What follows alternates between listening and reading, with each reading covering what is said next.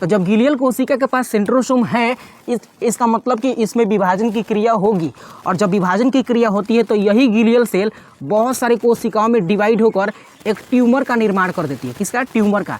Tumour को हम अर्बुद कहते हैं हिंदी में, और इंग्लिश में ट्यूमर को ट्यूमर ही कहते हैं। तो यही वो ट्यूमर है जो कैंसर के लिए रिस्पॉन्सिबल होता है। तंत्रिका कोशिका कोई डैमेज नहीं होता है कैंसर के लिए, बस ये ट्यूमर जो बनता है ना, जो ग्लियल सेल में डिवीजन के बाद बनता है, इसी के वजह से ब्रेन ट्यूमर या मस्तिष्क का कैंसर होता है। हालांकि आप तो दोस्तों आज की इस वीडियो में हम एक ऐसे कोशिका के अंग पढ़ने वाले हैं जिसका नाम है सेंट्रोसोम। ये क्या करता है, किस तरह से इसकी संरचना है, वो सारी कहानी आज के इस सेशन में हम समझेंगे। दोस्तों कोशिकांगों की संरचना के बारे में ये तीसरा वीडियो है। इसके पहले हमने माइटोकॉन्ड्रिया, अंतःप्रद्रव्य जालिका, इस सब की संरचना को पढ़ा दिया है, जाके देख सकते हैं। शुरू करते हैं आज के सेशन को और समझते हैं इस कोशिका के अंग को।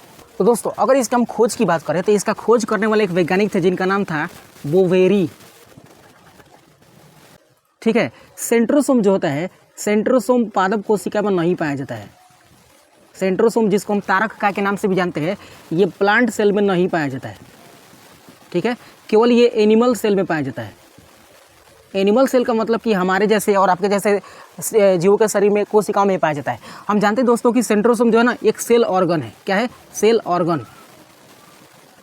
अब सर सेल ऑर्गन का मतलब क्या होता है? सेल ऑर्गन का मतलब कि कोशिका का एक अंग है, मतलब एक ऐसी कोशिका है जिसके अंदर बहुत सारे छोटे छोटे अंग पाए जाते हैं, जैसे माइटोकॉन्ड्रिया, माइक्रोट्यूबुलस, गोल्जी बॉडी, गोल्जी का है, राइबोसोम, लाइसोसोम। वैसे ही है सेंट्रोसोम भी एक सेल ऑर्गन है जो कोशिका के अंदर मिलता है। ठीक है, अगर हम बात करें इस कोशिका के अंग की, तो इस कोशिका के अंग यानी सेंट्रोसोम के ऊपर कोई भी झिल्ली नहीं पाया जाता है। ठीक है, यानी इसके ऊपर कोई आवरण नहीं पाया जाता है। लेकिन बहुत सारे कोशिकांग था जैसे लाइसोसोम। क्या है? लाइसोसोम। लाइसोसोम के ऊपर कोशिका का अंग पाया जाता है, जाहिर सी बात है। ठीक है, बट ये झिल्ली रहित होता है, इसके ऊपर कोई झिल्ली या आवरण नहीं पाया जाता है। देखिए अगर सेंट्रोसोम की बात करें तो इसका जो काम है ना, यानी कार्य बोल सकते हैं, या इसको हम फंक्शन के नाम से जानते हैं। सेंट्रोसोम का काम क्या है? ये सेल डिवीजन की क्रिया को कंप्लीट करता है। क्या करता है? सेल डिवीजन, यानी कोशिका विभाजन का क्रिया करता है।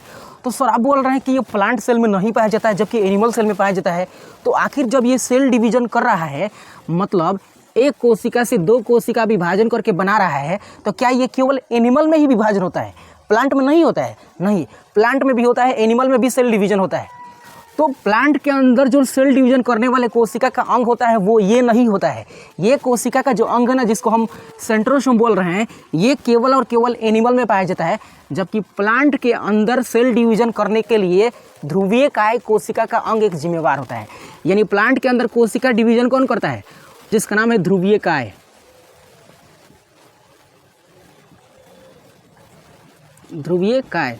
ठीक है, तो ये मत सोचिएगा कि सर कि प्लांट के अंदर जो कोशिका उनमें कोशिका विभाजन नहीं होता है, बट ये सेंट्रोसोम उनके अंदर ये वाला नहीं होता है। उनके अंदर होता है ध्रुवीय काय जो कोशिका विभाजन करता है। ठीक है, यानी ये वाला जो सेंट्रोसोम है इसका काम क्या है? फंक्शन सेल डिवीजन है, मतलब एक कोशिका से दो या दो से चार, चार से आठ, आठ से 16 इसे बनाता है। कौन? ये सेंट्रोसोम। अब एक बात आता है, हमारे शरीर में या एनिमल के शरीर में कुछ ऐसे कोशिका के अंग हैं कि उनके पास सेंट्रोसोम है ही नहीं।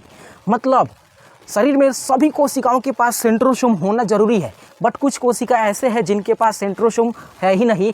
इसका मतलब कि उनमें सेल डिवीजन की कैपेसिटी नहीं होती है। क्या नहीं होती है? कोशिका विभाजन की क्रिया या विभाजन की जो क्षमता होती है उनमें नहीं होता है। जैसे न्यूरॉन या तंत्रिका कोशिका। किसमें? तंत्रिका कोशिका, इसमें विभाजन की क्रिया नहीं होती है। अगर तंत्रिका कोशिका में विभाजन की क्रिया होती तो ये जो ब्रेन है ना, दिमाग, मस्तिष्क, इसका साइज पूरा बड़ा हो जाता है। ठीक है, क्योंकि जब भी डिवीजन होता है तो कोशिकाओं की संख्या बढ़ती है, तो इसका मतलब कि जो ये 1.5 किलो का है ना जी, 12 से 13 ग्राम का जो होता है उसका साइजे बढ़ जाता है। तब कहिएगा सर ब्रेन ट्यूमर कैसे हो जाता है, ब्रेन में कैंसर कैसे हो जाता है?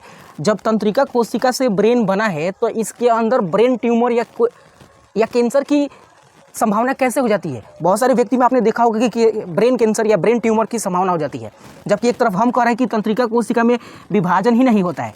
तो जी हाँ दोस्तों, तंत्रिका कोशिका में कोई डिवीजन की क्रिया नहीं होती है क्योंकि उसके पास ये सेंट्रोसोम नामक स्ट्रक्चर नहीं पाया जाता है। लेकिन ब्रेन के कुछ हिस्सों में एक अन्य प्रकार की कोशिका होती है जिसका नाम है गिलियल सेल। क्या है जी? गिलियल सेल या गिलियल कोशिका। ठीक है, इस गिलियल कोशिका के पास वो संरचना होता है जिसको हम सेंट्रोसोम कहते हैं। तो जब गिलियल कोशिका के पास सेंट्रोसोम है, इसका मतलब कि इसमें विभाजन की क्रिया होगी, और जब विभाजन की क्रिया होती है तो यही गिलियल सेल बहुत सारी कोशिकाओं में डिवाइड होकर एक ट्यूमर का निर्माण कर देती है। किसका? ट्यूमर का। ट्यूमर को हम अर्बुद कहते हैं हिंदी में, और इंग्लिश में ट्यूमर को ट्यूमर ही कहते हैं। तो यही वो ट्यूमर है जो कैंसर के लिए रिस्पॉन्सिबल होता है। तंत्रिका कोशिका कोई डैमेज नहीं होता है कैंसर के लिए, बस ये ट्यूमर जो बनता है ना, जो ग्लियल सेल में डिवीजन के बाद बनता है, इसी के वजह से ब्रेन ट्यूमर या मस्तिष्क का कैंसर होता है। हालांकि आपने अगर मस्तिष्क का संरचना नहीं देखा होगा तो जरूर एक बार देखिएगा ये वाला। ठीक है, आते हैं वापस अपने टॉपिक पर। तो याद रखिएगा, इस तंत्रिका कोशिका के अलावा और भी कोशिका होता है, जैसे जो मैच्योर आरबीसी होता है यानी रेड ब्लड सेल, इसके पास भी क्या नहीं होता है? तो सेंट्रोसोम नहीं पाया जाता है। इसके अलावा सर अंडाणु के पास भी नहीं पाया जाता है। इसके अलावा अंडाणु यानी ओवम जो है, मादा युग्मक जिसको बोलते हैं, ये भी नहीं पाया जाता है। ठीक है, अब कहिएगा सर यहाँ पे एक और प्रश्न कि जब अंडाणु में भी सेंट्रोसोम नहीं है तो आखिर इसमें जब फ्यूज होता है स्पर्म, क्या होता है? स्पर्म जब फ्यूज होता है तो फ्यूज होने के बाद जो अगली संरचना बनता है जिसको हम जाइगोट कहते हैं। क्या बोलते हैं दोस्तों? जाइगोट। मतलब मादा युग्मक और नर युग्मक, अंडाणु और स्पर्म, ये दोनों फ्यूज होते हैं तो जाइगोट बनता है।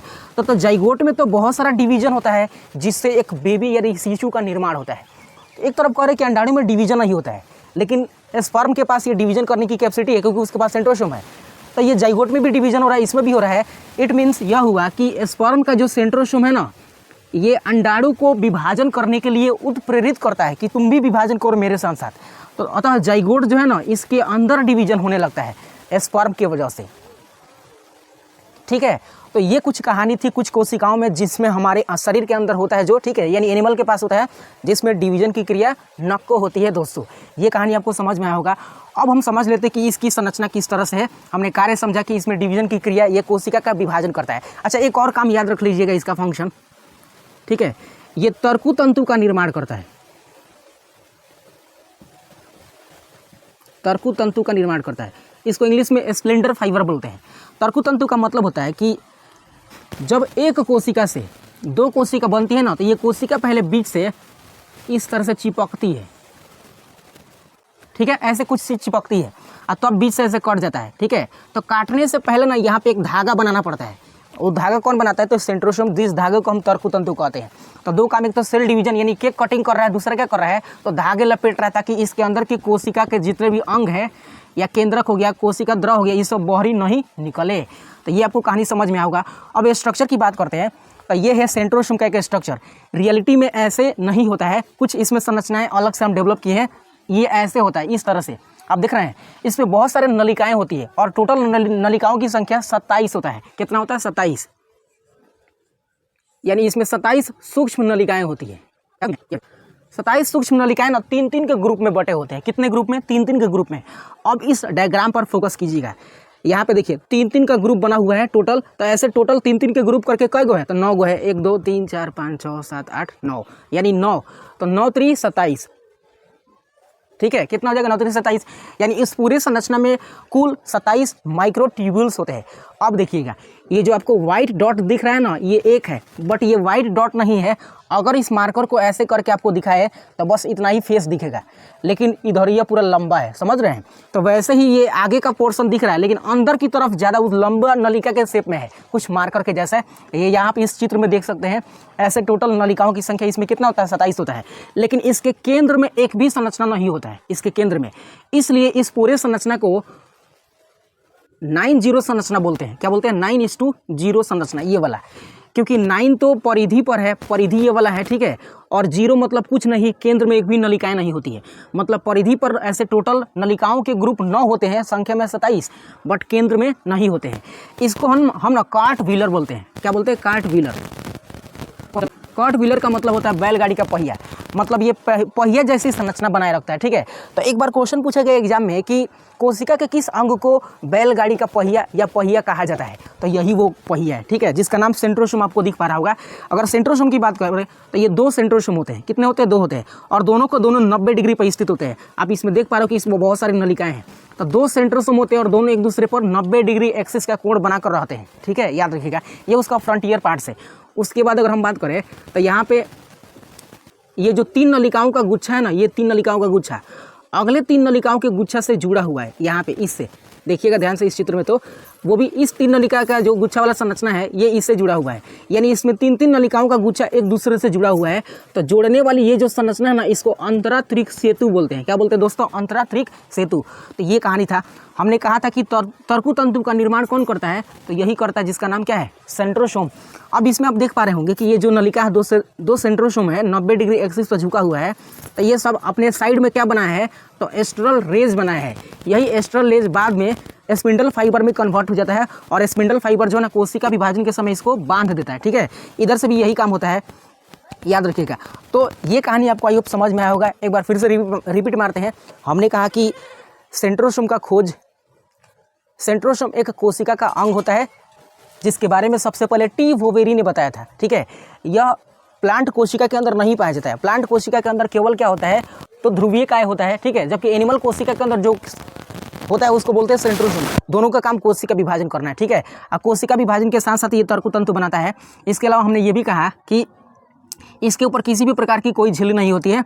कुछ कोशिकाएं शरीर में ऐसे हैं जिनके पास सेंट्रोसोम नहीं होता है, जैसे तंत्रिका कोशिका और आरबीसी, इनके पास सेंट्रोसोम नहीं होता है। लेकिन ब्रेन में ट्यूमर या कैंसर की संभावना किसके कारण होता है? तो ग्लियल सेल में डिवीजन होने के कारण होता है, क्योंकि इस सेल के पास क्या होता है? तो सेंट्रोसोम होता है। ठीक है, अंडाणु के पास भी सेंट्रोसोम नहीं होता है, स्पर्म के पास होता है। तो ये दोनों मिलने से जो जाइगोट बनता है, इस वजह से उसमें भी डिवीजन होता है, क्योंकि उसमें क्या आ जाता है? स्पर्म का केंद्र, स्पर्म का सेंट्रोसोम आ जाता है। ये चीज़ हमने बताया था। उसके बाद कहा कि स्ट्रक्चर में देखा हमने कि जो सेंट्रोसोम होता है ये कार्ट व्हीलर इसको कहा जाता है, क्योंकि कार्ट व्हीलर कहने का मतलब ये बैलगाड़ी के पहिए के समान काम करता है। ठीक है, ये सेंट्रोसोम एक दूसरे 2 होते हैं लगभग समूह में, संख्या में, जो एक दूसरे पर 90 डिग्री का कोण बनाए रहते हैं। ठीक है, इसमें टोटल कुछ संरचनाएं होती है जिसको सूक्ष्म नलिका के नाम से जानते हैं। इसकी टोटल संख्या 27 होता है, और 27 के 27 जो होते हैं ये 3-3 समूह में बटे होते हैं। तो 3-3 समूह बनाएंगे तो टोटल 9 समूह होगा। आपको 9 दिख रहा होगा। ठीक है, और 9 के 9 संरचना जो 3-3 ग्रुप में बने हुए हैं, ये 3-3 एक दूसरे से जुड़े हुए हैं, सब जुड़े हुए हैं। तो जोड़ने वाली संरचना को हम अंतरात्रिक सेतु बोलते हैं। ठीक है, और इसी को हम 9:3 संरचना भी बोलते हैं। 9:0, 3 नहीं, 0 संरचना बोलते हैं। तो आई होप ये कहानी आपको समझ में आई होगी। सो इस वीडियो को यहीं पे एंड करते हैं और मिलते हैं किसी अदर टॉपिक के साथ। तब तक के लिए take care of your self.